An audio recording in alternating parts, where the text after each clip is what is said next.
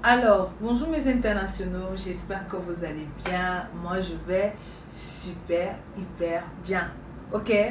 Il y a beaucoup de personnes qui m'ont posé la question de savoir quelles ont été mes motivations de faire l'entrepreneuriat. Les motivations. Déjà, pour moi, c'est quelque chose que j'aime.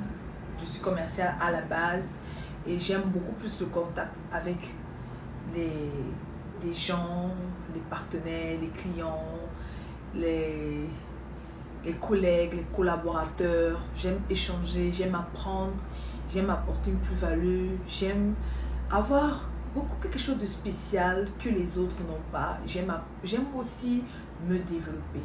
Mais ce qui m'a beaucoup plus poussé dans ça, c'est le fait de la frustration.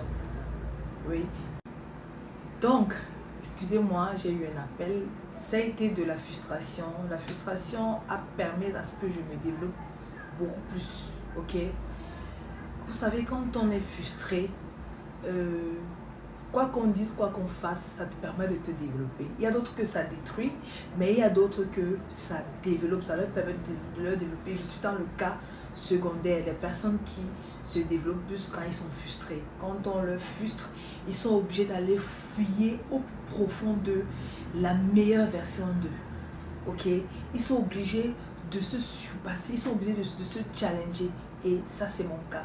Alors, tellement j'ai été frustrée en entreprise que je me suis dit, j'avais le potentiel de pouvoir mettre quelque chose en place, même si c'est petit, d'essayer, d'oser, d'apprendre, d'échouer, de me relever, vu qu'à cette période, j'étais beaucoup plus jeune. Et je me suis dit, pourquoi pas?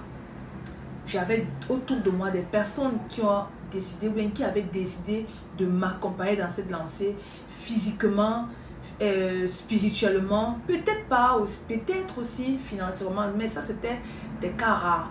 Alors j'ai commencé à travailler fort, bosser dur, et je me suis, au fur et à mesure, je me suis modelée, je me suis raffinée dans l'entrepreneuriat. J'ai beaucoup appris, j'ai beaucoup encaissé et j'ai beaucoup grandi. Ça m'a permis de pouvoir manager toute mon équipe, de pouvoir accompagner certains, de pouvoir prendre certains au plus bas, de les amener au niveau où ils sont. Et aussi, eux aussi, de m'apprendre, parce que plus tu apprends avec les nouvelles personnes, plus tu apprends avec des jeunes comme nous, tu te formes. Plus tu es entouré des bonnes personnes, entouré des personnes, des mentors qui décident de te soutenir, de t'accompagner, de te conseiller, de te dire non, ne fais pas ça, ne fais pas ça. Ça a beaucoup aidé. Des personnes qui me soutenaient, des personnes que je ne connaissais même pas, des personnes qui décidaient même de m'accompagner, de m'introduire dans les circuits, dans certaines entreprises.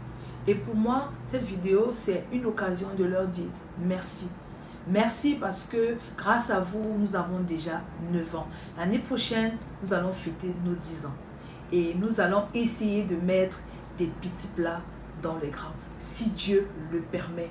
On ne va pas aller vite en besoin, mais c'est notre souhait, mon équipe et moi, de fêter nos 10 ans d'existence.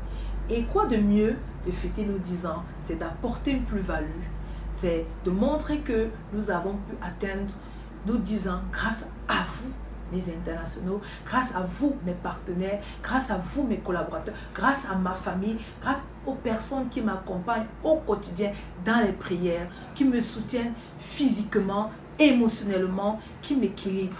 Donc, on va essayer de travailler pendant 1 an sur la préparation des 10 ans d'anniversaire de IBMS. Et on souhaite aussi la participation de toutes, c'est-à-dire de toutes les personnes qui peuvent apporter leur contribution, que ce soit en idée, que ce soit proposition, et on va voir ce qu'on va valider. Nous allons lancer beaucoup d'activités qui seront relayées sur nos différentes pages et avec qui on va communiquer. Mais le conseil que je peux vous donner et que je peux nous donner, c'est de rester concentré, de savoir ce que l'on veut, de savoir là où on va, de savoir d'où on vient et de savoir ce qu'on attend des uns et des autres. Ne nous mettons pas avec les gens parce qu'on veut juste faire bonne figure. Mettons-nous avec des gens qu'on sait qu'ils peuvent nous accompagner, qui peuvent nous porter. Ayons de la vision dans ce qu'on veut, dans ce qu'on décide.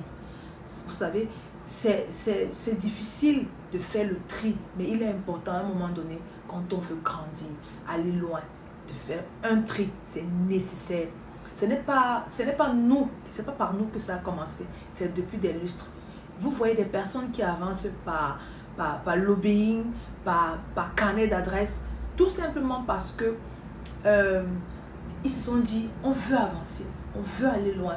Pourquoi pas? Essayons. Dites-nous que bon, voilà les bonnes personnes qu'on a rencontrées. Faisons ceci, faisons cela pour la bonne marche de notre évolution.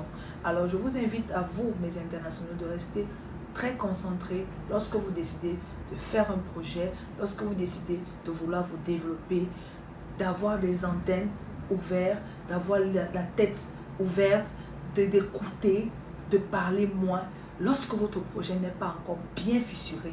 Parce que c'est beaucoup ça aussi qui est en train que tu veux poser un acte ou bien tu veux poser tes projets, ça n'avance pas parce que tout le monde est au courant. Parce que si tout le monde est au courant de ce que tu fais, où est-ce que tu iras? Nulle part. Donc il est important pour chacun d'entre nous de savoir ce qu'on veut et de savoir là où on va.